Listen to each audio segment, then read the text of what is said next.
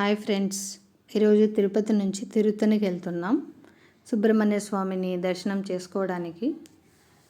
తిరుపతి నుంచి 65 kilometres distance వస్తుంది టెంపుల్కి.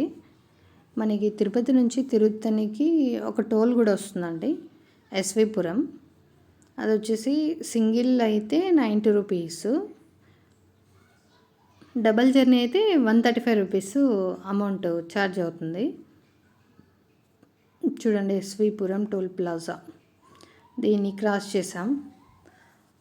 ఇక్కడ దారిలో కూడా గ్రీనరీ, కొండలు, ఈవెన్ చూడడానికి, ఈవెన్ జర్నీలో కూడా అటు సైడ్ ఇటు సైడ్ కొంచెం చూడడానికి బాగా అనిపించింది. గ్రీనరీ కూడా బాగుండింది, ఈవెన్ రూట్ మొత్తం కూడా. ఇక్కడ ఏంటంటే మేము యాక్చువల్గా అనుకోలేదు తిరుత్తనికి వెళ్ళాలి అనే ప్లాన్ ఏమీ అనుకోలేదు, సడన్గా బయలుదేరేసాం. సో పిల్లల్ని స్కూల్కి పంపించేసిన తర్వాత 9 o'clockకి స్టార్ట్ అయ్యాం. సో ఇక్కడ కనిపిస్తుంది కదండి రాక్స్, కొంచెం దూరం నుంచి. ఇదో ఇప్పుడు చూడండి, ఇక్కడ ఇవి చూడడానికి చాలా బాగున్నాయి. ఏంటి అని నాకు ఎగ్జాక్ట్గా తెలీదు, మీకు ఏమైనా తెలిస్తే చెప్పండి. బట్ చూడడానికి మాత్రం చాలా బాగున్నాయి, అందుకే తీసుకున్నా. ఇక్కడ మనం నగరికి వచ్చేసాం. ఇక్కడ బోర్డు కూడా ఏం లేదు, ఎందుకంటే రోడ్డు వర్క్స్ జరుగుతూ ఉండడం వల్ల చాలా చోట్ల బోర్డులు అంతా తీసేశారు. ఐ మీన్ వర్క్ మొత్తం 80% వర్క్ జరుగుతుంది ఈ రూట్ మొత్తం. సో ఇది ఒకవేళ రోడ్ వర్క్ మొత్తం ఫినిష్ అయిపోయింది అనుకోండి, తిరుపతి నుంచి తిరుత్తనికి జర్నీ ఇంకా చాలా అంటే చాలా ఈజీ అయిపోతుంది. సో ఇప్పుడు కూడా ఏమి ఇబ్బంది అవ్వలేదు, ఎందుకంటే ఈ రోడ్డు కూడా కానీ గుంతలు అలా ఏం లేదు, డ్యామేజ్ ఏం లేదు. కాబట్టి జర్నీ ఏమంత ప్రాబ్లం అనిపించలేదు. రోడ్డు ఫినిష్ అయిపోతే మేబీ ఇంకా 1/2 hour సేవ్ అవుతుంది. జర్నీ అయితే బాగా ఎంజాయ్ చేసాం. వచ్చేసామండి తిరుత్తనికి. ఇదిగోండి ఆర్చ్లో ఎంటర్ అవుతున్నాం. యాక్చువల్గా ఇది వెహికల్స్ వెళ్ళేదానికి వేసిన రోడ్డు, బట్ నడుచుకొని వచ్చే వాళ్ళకి బ్యాక్ సైడు మెట్ల మార్గం ఉందండి. అటు సైడు చాలామంది ఆధార్లో వస్తారు. ఇక్కడ సుబ్రహ్మణ్య స్వామిది తిరుత్తని చాలా ఫేమస్ ఇక్కడ.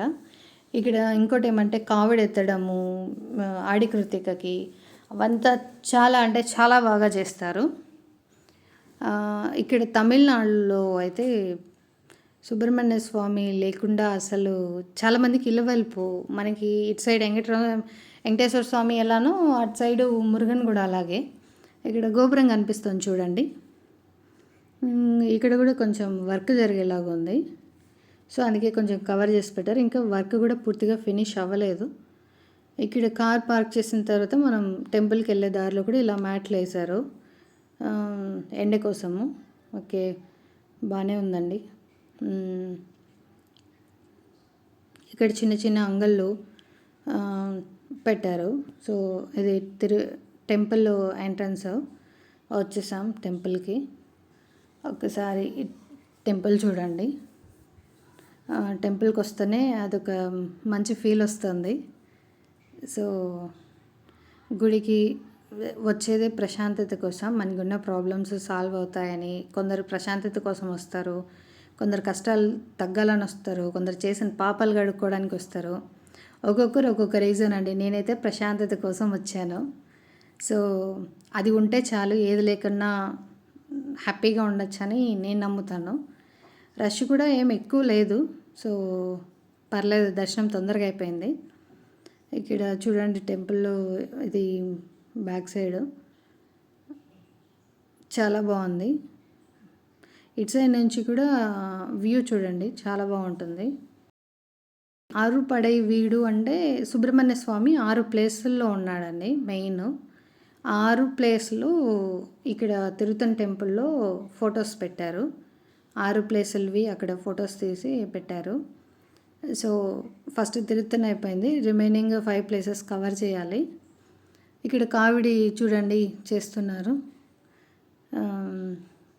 టెంపుల్కి వచ్చిన దానికి దర్శనం కూడా చాలా బాగా అయింది. ఇది కొండపై నుంచి వ్యూ తిరుత్తని టౌన్. ఇక్కడ కోతులు బాగా ఉన్నాయండి. అసలు ఫోన్ ఎక్కడ లాగేసుకుంటాయో అనిపించింది నాకైతే. చూడండి టెంపుల్ చాలా బాగుండింది నాకైతే. ఆమ్, ఇక్కడ షాప్లో అంటే చిన్న చిన్న బొమ్మలు అలాంటివి కూడా అమ్ముతున్నారు. ఎవరైనా పిల్లలకి లేదంటే దండలు అలా తీసుకోవడానికి కూడా ప్రిఫర్ చేస్తారు.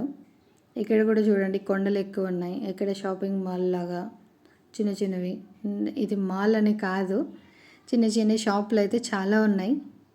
ఆ, దారాలు, పసుపు కొమ్ములు, మురుగన్వి, సులాలు అలా చాలా ఉన్నాయి. మాది ఇవన్నీ చూసుకొని దర్శనం అయిపోయిందండి, రిటర్న్ అయిపోయాం.